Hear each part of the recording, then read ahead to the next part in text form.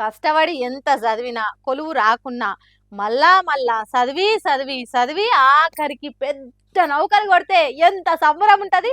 చచ్చిపోయిండు అనుకున్న మనిషి 2-3 ఏళ్ల తర్వాత తిరిగి వస్తే ఇంకెట్లుంటది. పండక పండక రైతన్నకు పుట్ల కొద్ది ధనరాశులు వండితే ఎట్లుంటది. ఆనందానికి అద్దులుంటాయి కదా. అగో గసంటి సంబరమే ఇగో గీ రైతన్నకు కలుగుతున్నది. ఎందుకు ఏమిటనేది మీరే చూడండి.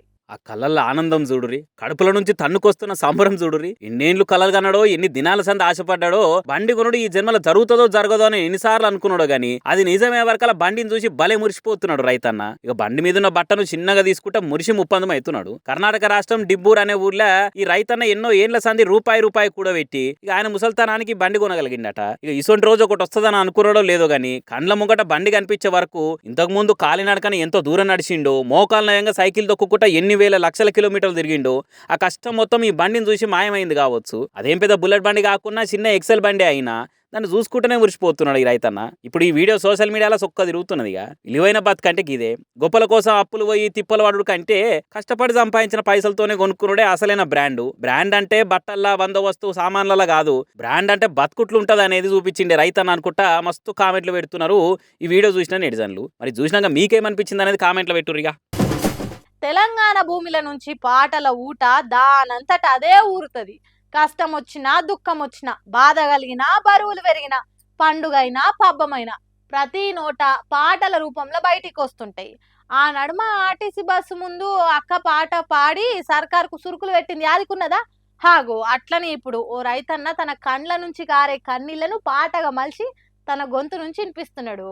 పెండ్లీడికొచ్చిన బిడ్డకు లగ్గం కాకుంటే కన్నోళ్ళ ఎద మీద ఎంత బరువు ఉంటదో అంతకంటే ఎక్కువనే బాధ ఉంటది పండించిన పంట కొనకుంటే. అందుకే నేను రైతునై ఉట్టకుంటే ఇన్ని గోసలు ఉండకపోవు. 6 నెలల్లో 66 గోసలు పడి పండిస్తే ఇగో ఇంకో 20 గోసలు పెట్టినట్టు చేస్తున్నది సర్కార్ అని బాధపడుకుంటా వడ్ల రాశిని చూపెట్టుకుంటా కడుపులున్న దుఃఖాన్ని పాట రూపంలో వాడుతున్నాడు.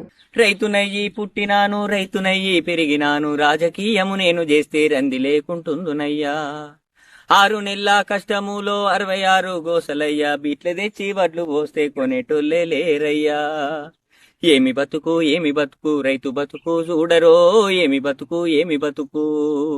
అవునే రైతన్న, అన్నదాతవై పుట్టకుంటా రాజకీయం చేసేదుంటే కింత తిప్పలు ఉండకపోవునే. తెల్ల బట్టలు వేసుకొని తిరిగి మంది నెత్తి మీద చేతులు పెట్టి హాయిగా ఉండొచ్చు. పుట్ల కొద్ది వడ్లు వండిచ్చి తిప్పల పడే కంటే రాజకీయం చేస్తే పుట్టెడు అబద్ధాలాడి కుర్చీ ఎక్కొచ్చు. ఇచ్చిన హామీల ముచ్చట పక్కకు పడేసి అడిగినోళ్ళ మీద ఉల్టా కేసులు పెట్టొచ్చు. నువ్వు చెప్పినట్టు రాజకీయం అనేది రందిలేని బతికే. తడిబట్టతోని గొంతు కోసుడు రాజకీయాలలోనే ఉంటది. మాయజేసుడు మందిని ముంచుడు రాజకీయ లీడర్లకే సాధ్యమవుతుంది. అసొంటోళ్ళే రైతులు వండించిన ప్రతి వడ్ల గింజ కొంటామని చెప్పి ఇప్పుడు గిట్లా అరిగోస పెడుతున్నారు. ఎప్పుడు వానలొచ్చి వడ్లను తడిపిపోతాయో తెలుస్తలేదు. ఎండిన వడ్లకు వంకలు పెట్టి మ్యాచర్ రాలేదని ఇంకింత ఎండాలనని చెప్తారు. రాజకీయ లీడర్లకేం తెలిసే రైతు గోసలు. ఏసీ రూమ్లల్లో కూర్చొని ఏదైనా మాట్లాడతారు. ఒక్కొక్కలను గుంజుకొచ్చి 1 ఎకరం భూమిని సాలిర్వాళ్ళు దున్నిపిస్తే తెలుస్తుంది రైతులు వాడుతున్న కష్టం ఎట్లాంటిదో.